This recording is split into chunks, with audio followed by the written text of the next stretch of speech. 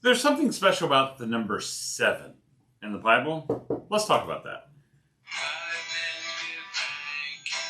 7 minutes. 7 minutes with Frankie. Oh boy, no.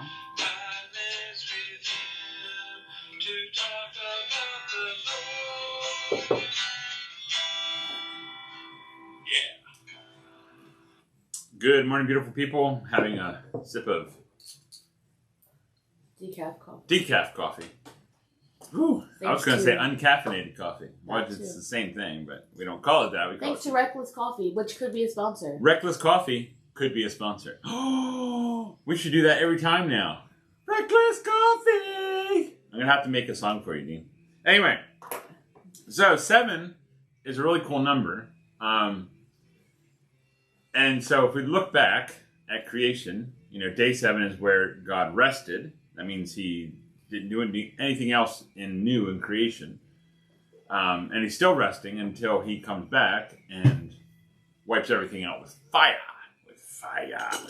And then, there's a lot of numbers in the Bible that's divisible by 7. And 7 is kind of this whole complete number because 6 can be divided. And 6 is the number of man in the Bible. And so if you add 1, which is you're supposed to have Jesus in you, you are complete. There's 7. And so 7 is this really cool number. And also in a lot of their laws, they had the number 7, like 7 years or 7 days or the 7th month. And so God really put this in a lot of his commands and writings. And so in Deuteronomy 15, chapter 15, verse 1. It's not verse 7? Nope. I'm just kidding. Deuteronomy 15:1. I know, that would have been cool. It was directed to the Israelites to do this, and it would be really cool if the whole world would do this. Just think about, when I read this, how this would change society, how this would change money, how this would change countries and the world if we did this. This is really cool. I think we should go back to this. But then we would have to go back to theocracy, and not everybody can agree with that, which is sad because God is real. All right, that's just a throw in there for you. So here we go. At the end of every 7th year, you must cancel the debts of everyone who owes you money. Man, wouldn't that be awesome? And then people can manipulate that, but God knew that, and they would, there was provisions in the law for people not to do that, but every 7 years, you would be debt-free. Debt-free. Because you wouldn't owe anybody. Now, if you owed somebody, then they would cancel your debt, and then if somebody owed you, they would cancel their debt. So everybody would be debt-free every 7 years, literally. And so then they could start from fresh. They could, start from anew. But just think if you were debt-free. Every 7 years, you were debt-free. That would help the economy. That would help the world. That would help inflation. That would help all kinds of stuff. And yet we think we know it better and keep hiking up all the prices.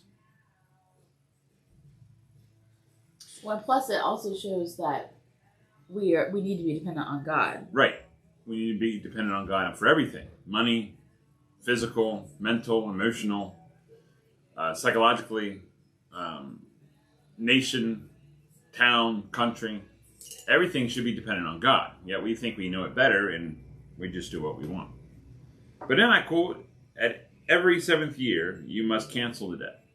And this was not like, if I want to or not. It was a law. You must do that. And if you keep reading in Deuteronomy 15, a lot of this is about money and about debt. And I just think that would be really cool if we could do that. So, my encouragement for you today is, who owes you money? Maybe you should go back to him and say, hey, I learned in the Bible, maybe I should cancel that debt and forgive you. Wouldn't that be cool? Though? People would absolutely think you're crazy. And then you could talk about God. Yes, I am crazy about God. He canceled my debt. He canceled my debt, so I'm going to cancel yours. Oh, drop the mic. Wow. All right. I love you. Jesus loves you too. You have a great Thursday. Remember, next Thursday is the well here at Grace Community Church at the bottom. And what time would that be? 6:30. 6:30. Love you, bye. Oh, Oh. and Happy Groundhog's Day. Happy Groundhog's Day. Happy Groundhog's Day. Happy Groundhog's Day. Okay, we get it. They probably don't get it.